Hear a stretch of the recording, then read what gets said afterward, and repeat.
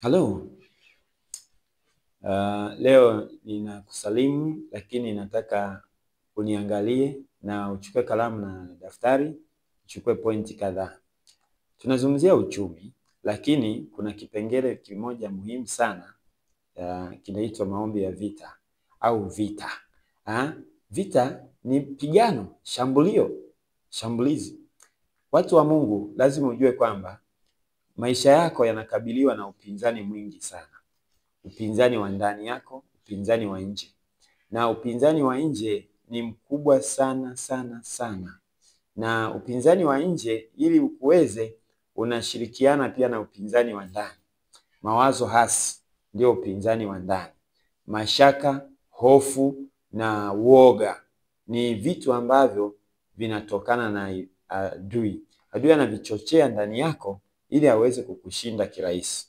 Kwa hiyo atakuletea hofu ya magonjwa, na ukishapata hofu, huo ugonjwa kweli unatokea. Kwa hiyo vita ni vita, maombi ya vita.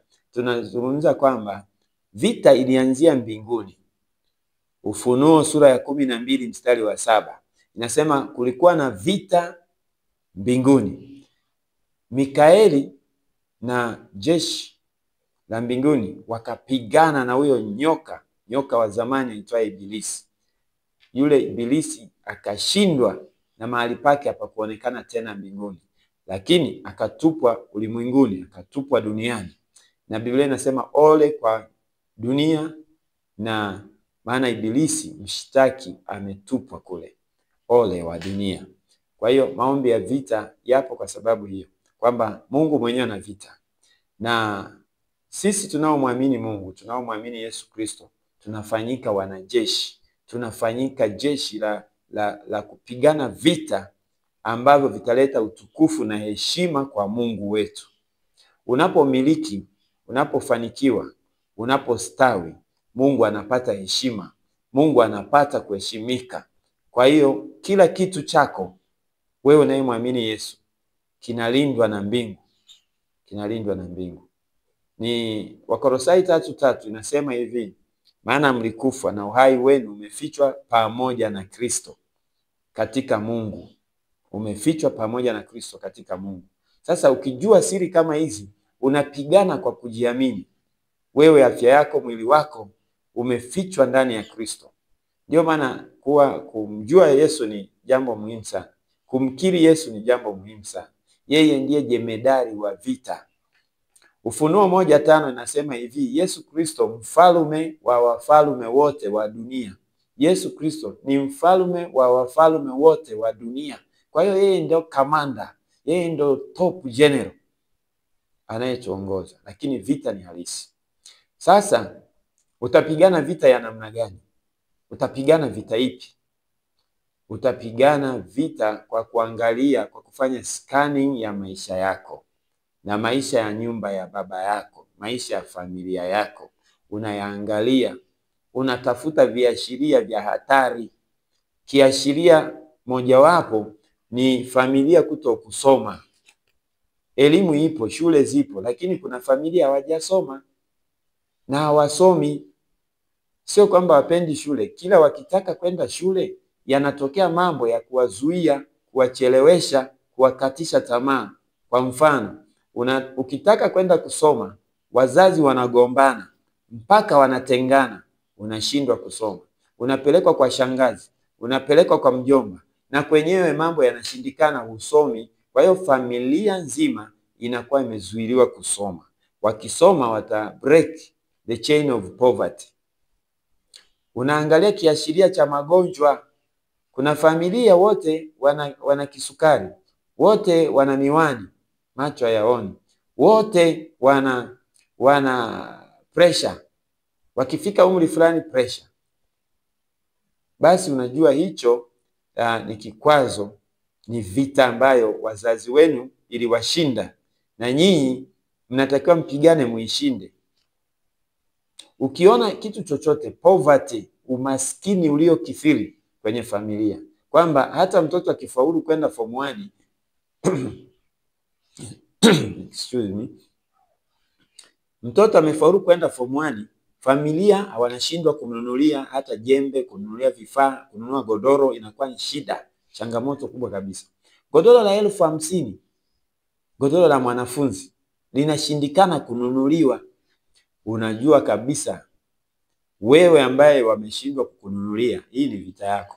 Unatakiwa upigane kwa neno la Mungu, uishinde, maana hiyo vita imewashinda uliowakuta. Imewashinda wazazi wako, imewashinda ndugu zako. Kwa hiyo sisi tunaoishi sasa hivi, vijana wa umri wangu na wazee wote, tunatakiwa tupigane vita tuishinde. Zakaria 1:21 nasema hivi, hizi ndizo pepo zilizowazuia wana wa Israeli, ili kiasi kwamba hapana mtu yeyote aliyeweza kuinua pembe. Taifa la Israeli walishindwa kuinua pembe. Kila pembe inayoinuka inakatwa. Yaani kuna familia anayesoma na kukaribia kumaliza chuo anakufa, au anapata matatizo makubwa sana. Anafukuzwa na mume wake, anafukuzwa, anagombana na mke. Na mke ndio ana uwezo. Hiyo ni vita. Vita ya kiroho. Sio vita ya mwilini, ni vita ya kiroho. Yaani tatizo linakuwa ndani ya spiritual world. Yaani historia yenu, damu za wazee. Kuna damu ambazo zilikataa elimu, kuna damu zilizokataa usishike fedha nyingi. Ukishika tu ikafika 1,000,000, yanaanza kutokea majanga, unabaki pale pale kwenye 1,000,000. Ukishika laki, wengine sio pesa nyingi. Wengine 500,000, 10,000, 500,000, hiyo ndo kiwango cha juu. Ukizidi tu hapo yanatokea majanga. Ujue kama kuna dalili kama hizo, ujue kwamba wewe umeletwa upigane hiyo vita uishinde.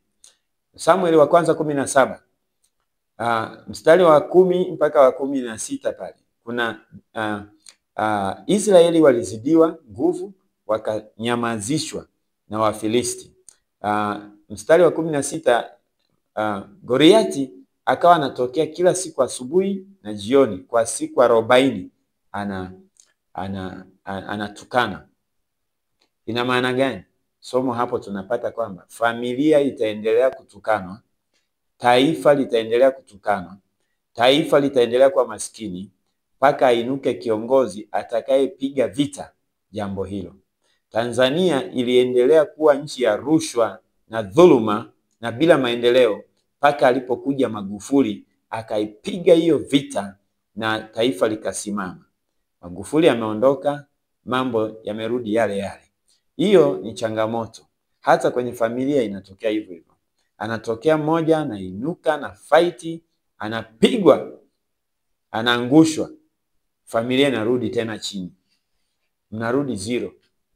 Je, hujawahi kuona familia walikuwa wanamtegemea mtu mmoja aliyeko Dar es Salaam, aliyeko Mwanza, aliyeko Ulaya, anatuma fedha, anatuma hiki, anatuma mitaji, anatuma, halafu huyo mtu anakufa mapema kabisa.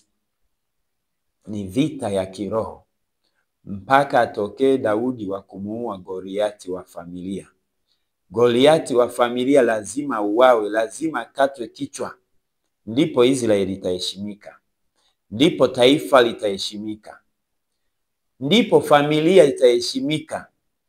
Baada ya Goliati wa familia kukatwa kichwa. Huyu Goliati anaweza kuwa Goliati magonjwa. Naona familia mnaumwa tu ugonjwa fulani mpaka mnaita mimi ugonjwa wangu umeanza, ugonjwa wa bibi, ugonjwa wa mama, huu ulikuwa ugonjwa wa baba, babangu naye alikatwa mguu, na wewe sasa umeota upele, sasa unawaza kukatwa mguu na vitu kama hivyo. Hiyo ni mbaya na tunahitaji kupigana vita. Pigana vita kuondoa hicho kitu ambacho ni kero kwenye familia. Kinaweza kuwa hicho kitu ni kwenye uchumi, kwenye ndoa. Familia wote hakuna aliyeoa, hakuna aliyeolewa. Lakini wana watoto mpaka 6, 7, 10. Baba tofauti tofauti, mama tofauti tofauti. Hiyo ni vita ambayo lazima mzizi ukatwe, familia ianze upya. Kwa hiyo nazungumzia maisha ya vita.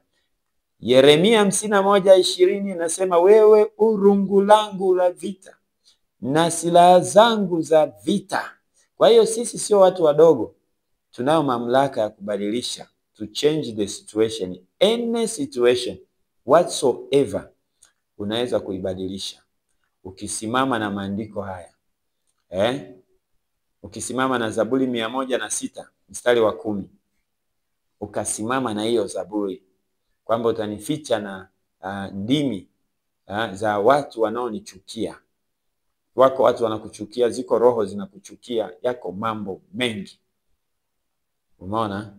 Ukisimama na Zaburi ya 37, Zaburi ya 35, Zaburi ya 10, Zaburi ya 55 kuanzia mstari wa 9 na kuendelea, ukasimama na hayo maandiko. Zaburi ya 38 ni zaburi za vita. Zaburi ya 70 zaburi za vita. Zaburi ya 71 vita na matumaini na kuinuka.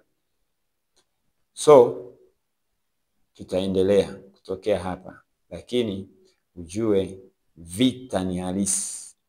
Lazima ukasirike kabisa, lazima ufunge na kuomba, ndipo hivi vitu uvishinde. Ukisha vishinda utaishi maisha ya furaha na amani na kumfurahia Mungu. Anasema utauona wema wa Bwana katika nchi ya walio hai. Mungu akubariki sana.